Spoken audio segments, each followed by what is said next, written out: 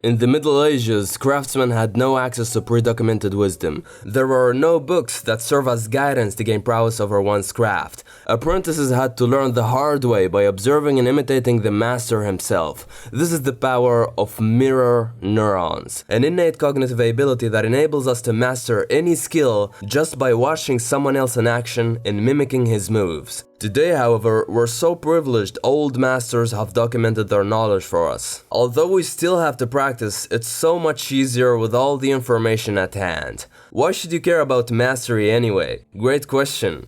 Remember Mozart, Da Vinci, Thomas Edison, Einstein.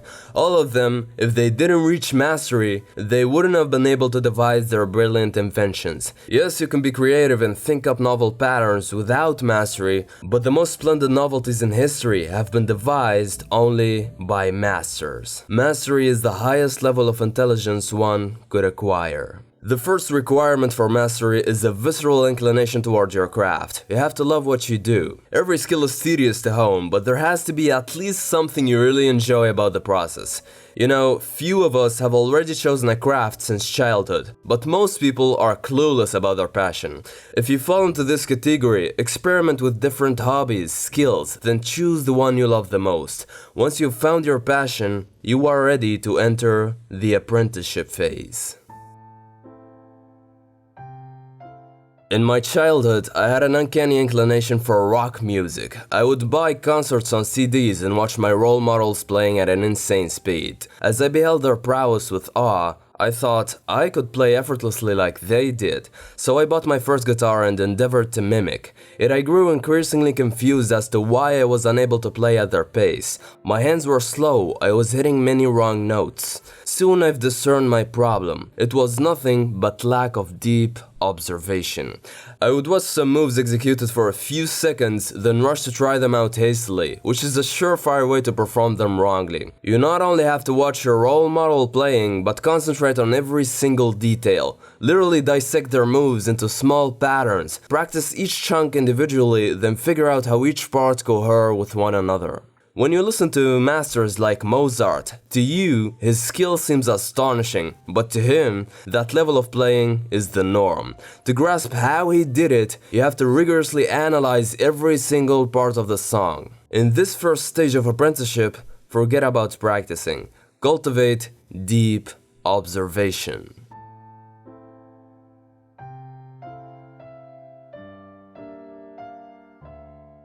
Second phase, skill acquisition. Once you've honed the prowess of deep observation, it is time to imitate. In the beginning, running through the basics is tedious. At this first stage, most people are prone to quitting. When you keep on, however, regardless of tedium, you will enter the cycle of accelerated returns. This cycle is accessed only when the basics are hardwired.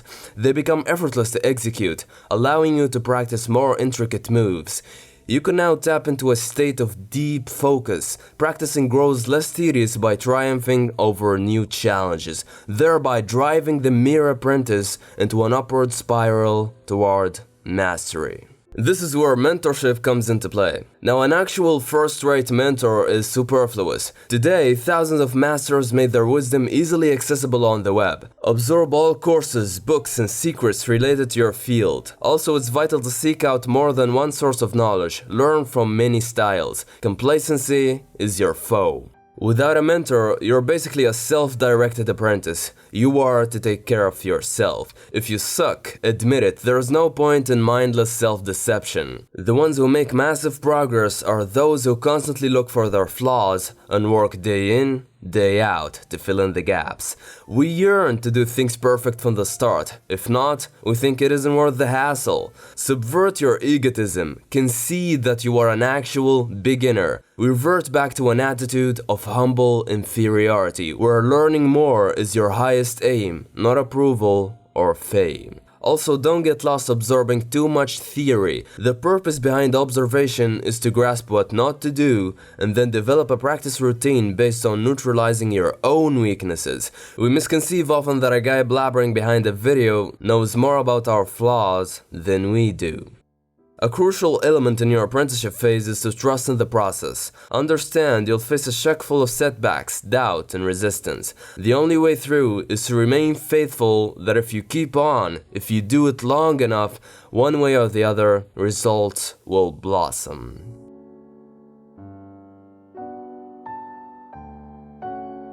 The creative active phase. Your apprenticeship should take at least 10,000 hours of quality practice. By then, you'll have garnered tons of wisdom and skill to fly on your own. You are now a master. Mastery means you've internalized what older masters have contributed to your field, and now you're able to add on your own uniqueness on top of it. The creative active phase is mainly about experimentation. The majority of masters are unable to think up something unique because after all these years of practice, they've developed the dangerously common belief that we now know everything. They turn complacent, rigid, and strongly unwilling to break the rules. To shatter these layers of stubbornness, you should cultivate the dimensional mind, an eerie fusion of childlike enthusiasm with a master's prowess. To build your dimensional mind, first rid yourself from your unwillingness to break the rules. Creativity calls for flexibility. Remember how little kids make the weirdest associations between ideas, how they navigate the world infused with sheer excitement and curiosity,